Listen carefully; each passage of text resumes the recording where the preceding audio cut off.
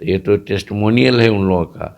नीतीश कुमार जरूर तो इस्तेमाल करना चाहते थे और 2 महीना सही है कि हम इस्तेमाल हुए। शेड्यूल कास्ट का जो मूवमेंट होना चाहिए एकता का, जिसके लिए बाबा भीमराव अम्बेडकर ने सबको एक होने की बात की थी, उसकी कमी है, जिसके चलते कमज़ोर तत्व पा करके दूसरे लोग हम पर आज अत्याचार कर रहे हैं। और ऐसे समय में हमारे बच्चे आत्महत्या करते हैं या ड्रॉप आउट होते हैं या निकाले जाते हैं, तो ये तो गलती है प्रशासन की, इसमें कोई शक नहीं। लेकिन इस तरह से यूनाइट हो जाए कि प्रशासन मेरे हाथ में आ जाए, चीफ मिनिस्टर बने, प्राइम मिनिस्टर बने, तो इस बात को रोक सकता है। वो तभी होगा जब समूचा दलित एक होकर के काम करेगा, तब राजनीति, सामाजिक और शैक्षणिक तरह से हम लोगों को आगे बढ़ने की आवश्यकता है, न कि हमको आर्थिक के चलते हो। तो इसलिए अगर वो आर्थिक की बात करते हैं तो गलत है। इसलिए कि जीतन मांझी बिहार का मुख्यमंत्री था, मंदिर में गया, मंदिर धोया गया। रामनाथ कोविंद जी की पत्नी को उड़ीसा के मंदिर में घुसने नहीं दिया गया। ये सामाजिक विद्वेष अभी तक है।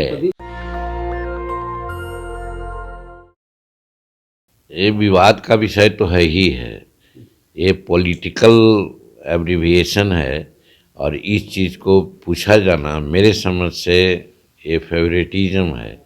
किसी को फेवर करने के लिए ऐसा किया गया है कि उस पार्टी का बहुत ज़्यादा प्रचार हो।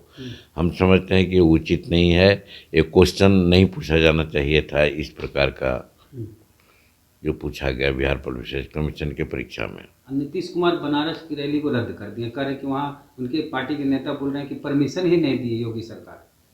नहीं, ये तो एक बहाना है, स्टंटबाजी करते हैं नीतीश कुमार, ये तो आप लोगों को पता है।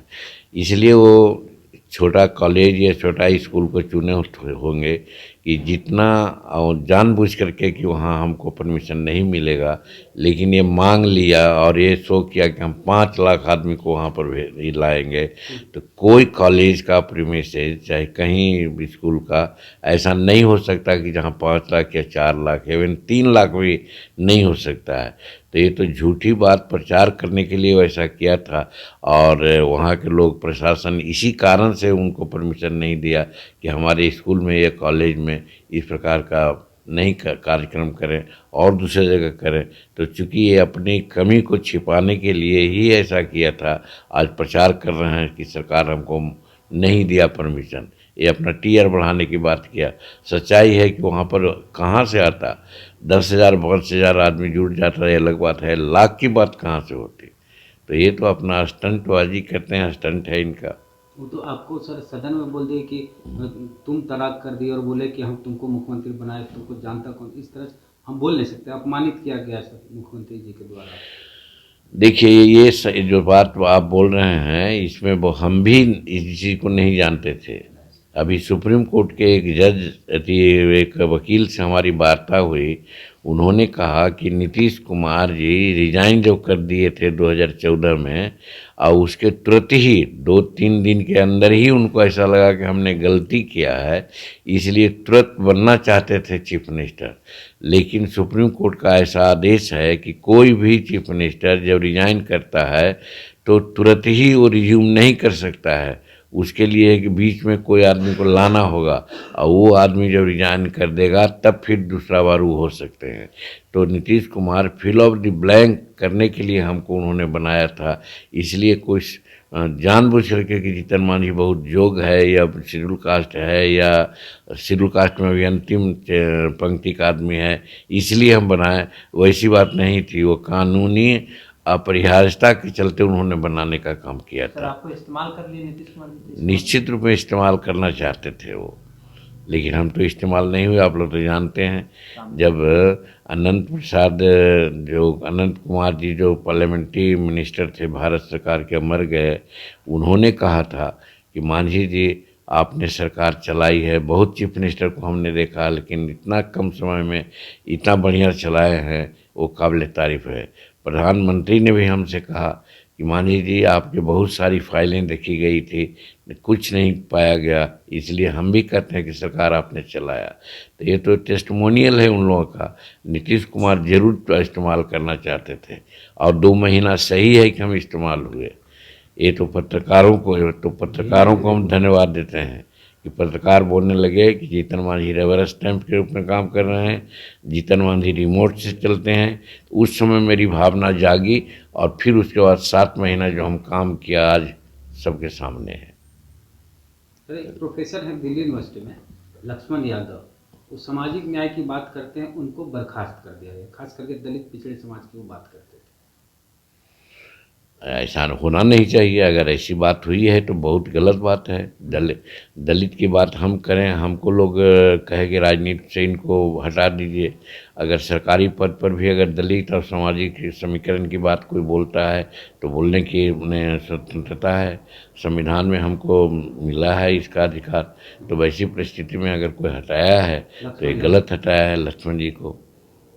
तो लक्ष्मण यादव के हटाए जाने से नाराज, ये इसका विरोध उचित नहीं है, एकदम गलत किया है। अगर ऐसी इस कारण से कि वो सामाजिक न्याय की बात करते हैं और गरीबों की बात करते हैं और उस पर वहाँ के लोग हटाया लक्ष्मण यादव को, तो मैं समझता हूँ कि ये गलत है। अच्छा सर, जेएनयू में आप भी गए मुख्यमंत्री पद से इस्तीफा देने के बाद, और लंबा चौड़ा आपका भाषण हुआ, काफ़ी लोग जुटे, इतिहास मतलब कि उतनी भीड़ जेएनयू में कभी नहीं जुटी थी किसी नेता को सुनने के लिए।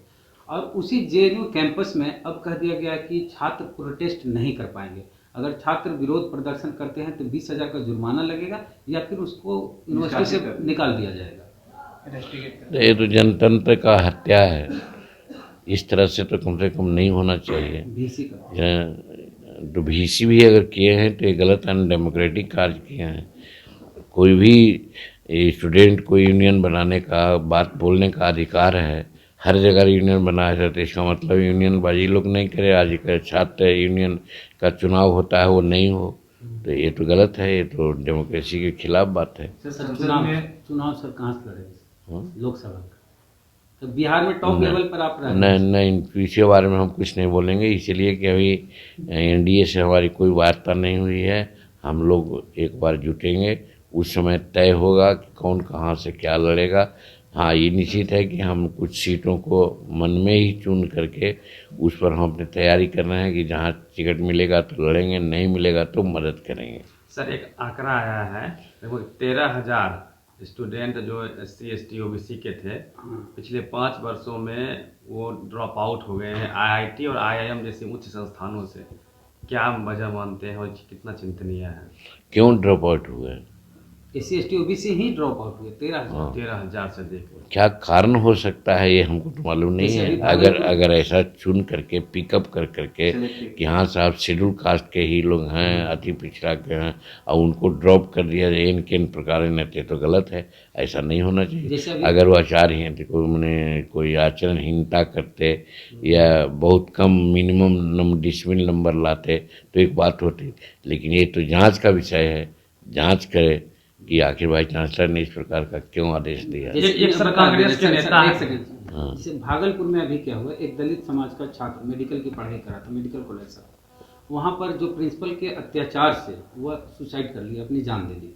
इसी तरह का मामला होता है जैसे रोहित वेमुला के साथ में, इन्हीं कारणों से ड्रॉप आउट होते हैं। मानसिक प्रताड़ना, एडमिनिस्ट्रेशन की तरफ से आरक्षण वाला हो, ऐसे आए हो वैसे हो। देखिए, ये तो जनरल बात है। इसमें हम यही कहते हैं कि अभी तक शेड्यूल कास्ट का जो मूवमेंट होना चाहिए, एकता का, जिसके लिए बाबा भीमराव अम्बेडकर ने सबको एक होने की बात की थी, उसकी कमी है, जिसके चलते कमज़ोर तत्व पा करके दूसरे लोग हम पर आज अत्याचार कर रहे हैं। और ऐसे समय में हमारे बच्चे आत्महत्या करते हैं या ड्रॉप आउट होते हैं या निकाले जाते हैं, तो ये तो गलती है प्रशासन की, इसमें कोई शक नहीं। लेकिन उससे ज़्यादा हम कहते हैं, आत्मविश्लेषण करते हैं कि हमारे शेड्यूल कास्ट के लोगों को एक होने की ज़रूरत है, दलित होना चाहिए, न कि अनेक जातियों में जो बटा हुआ है।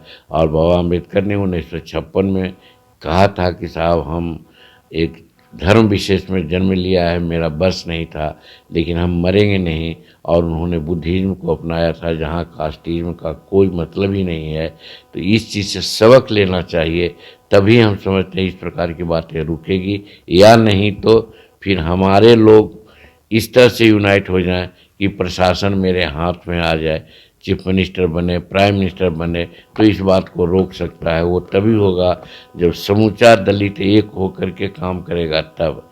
ये ब्राह्मणवादी व्यवस्था में जिस प्रकार से बांट करके रखा गया है, तो उसका काम था बांटना, लेकिन हम बटे हुए हैं, ये हमारी कमजोरी है। इसलिए हम आवाम जो हमारे पढ़े लिखे लोग हैं, उससे हम आह्वान करते हैं आप लोगों के माध्यम से कि अब से कम 21वीं शताब्दी में आएंगे हम लोग। चांद पर आदमी जा रहा है, और हम भी जिस जड़ता में हमको लोग जड़ करके रखा है और उसमें हम बने रहें, तो कम से कम आज के नौजवानों को इस पर सीख लेना चाहिए और जाति विहीन समाज कल्पना करके अंतर्जातीय व्यवस्था करे, अपना शादी विवाह करे और एक हो जाए, तब ये सारी बातें आगे आ सकती है। एक आचार्य प्रमोद कृष्णम है, कांग्रेस के बड़े नेता, वो बोले हैं कि जाति आधारित आरक्षण खत्म होना चाहिए, आर्थिक आधार पर टोटल आरक्षण होना चाहिए। कांग्रेस के सीनियर लीडर आचार्य प्रमोद कृष्णम। देखिए, बाबा भीमराव अंबेडकर ने बेसिक कंसेप्ट दिया था। कार्ल मार्क्स और बाबा भीमराव अंबेडकर में फ़र्क यही है। कार्ल मार्क्स कहते थे कि पिछड़ापन का कारण हमारा आर्थिक स्थिति है, लेकिन बाबा अंबेडकर का कहना था कि आर्थिक स्थिति नहीं बल्कि सामाजिक और शैक्षणिक स्थिति हमारी खराब होती है, तब हम कमज़ोर होते हैं। तो इसीलिए राजनीति, सामाजिक और शैक्षणिक तरह से हम लोगों को आगे बढ़ने की आवश्यकता है, न कि हमको आर्थिक के चलते हो। तो इसलिए अगर वो आर्थिक की बात करते हैं तो गलत है। इसलिए कि जीतन मांझी बिहार का मुख्यमंत्री था, मंदिर में गया, मंदिर धोया गया, और रामनाथ कोविंद जी की पत्नी को उड़ीसा के मंदिर में घुसने नहीं दिया गया। ये सामाजिक विद्वेष अभी तक है। द्रौपदी मुर्मू जी के साथ भी यही हुआ। द्रौपदी मुर्मू जनवरी में नहीं जाने, बैरियर लगा दिया सर। हाँ, सोच लीजिए। ये 2017 में सर नीतीश कुमार एक निर्णय लिए थे कि सरकारी ऑफिस में आउटसोर्सिंग से, प्राइवेट क्षेत्र से अगर एम्प्लॉय लाए जाते हैं तो वहाँ आरक्षण लागू किया जाएगा। इसके लिए कैबिनेट से प्रस्ताव भी पास किया गया सर नवंबर 2017 में। देखिए, आज तक लागू नहीं हुआ। ये तो निर्णय ही गलत थी। क्लास 4 क्यों नहीं सरकार बहाल कर सकती है? क्लास 3, क्लास 1 की बहालियां होती है विभिन्न स्रोतों से, कमीशन से। आखिर कौन ऐसी बात है कि जो क्लास 4 की बहाली किसी एजेंसी के माध्यम से दिया गया? यही सरकार की गलत नीति है। दूसरी बात, जब 1 नवंबर की बात करते हैं कि 2017 में निर्णय लिया गया कैबिनेट में कि आउटसोर्सिंग में भी कम से कम हम देंगे आरक्षण, तो नहीं दिया जा रहा है। ये सरकार अपने नियम को द्वारा बनाए हुए नियमों की धज्जी उड़ा रही है। और दूसरी बात मैं इसमें ये कहना चाहता हूँ कि आउटसोर्सिंग को देने का प्योर हम विरोधी हैं, इसलिए कि अगर 15,000 रुपया पे मिलता है यह सरकार से क्लास 4 को, और 15,000 वो एजेंसी को सरकार दे रही है, लेकिन एजेंसी जो बहाल करती है वो 10,000, 5,000, 9,000, 8,000 पर बहाल करती है। इस तरह से हमारे लोगों को मजदूरी, जो मिनिमम मजदूरी भी होती है, उसमें वो लोग कटौती करते हैं। तो एक हीनियस क्राइम सरकार करवा रही है। इसलिए मैं कहना चाहता हूँ कि वो अपने नीति पर पुनर्विचार करे और क्लास 4 की बहाली जैसे अन्य लोगों की बहाली सरकार करती है, उसी प्रकार से सरकार खुद करे, एजेंसी के माध्यम से हमको न भेजो। नेशनल दस्तक की आपसे गुजारिश है कि अगर इसको बचाना चाहते हैं तो नेशनल दस्तक को सब्सक्राइब करने के लिए रेड कलर के सब्सक्राइब बटन को दबाएं, फिर बेल आइकन की घंटी दबाएं। नेशनल दस्तक को बचाने के लिए बहुत जरूरी है कि हर खबर को शेयर करें, लाइक करें, कमेंट जरूर करें।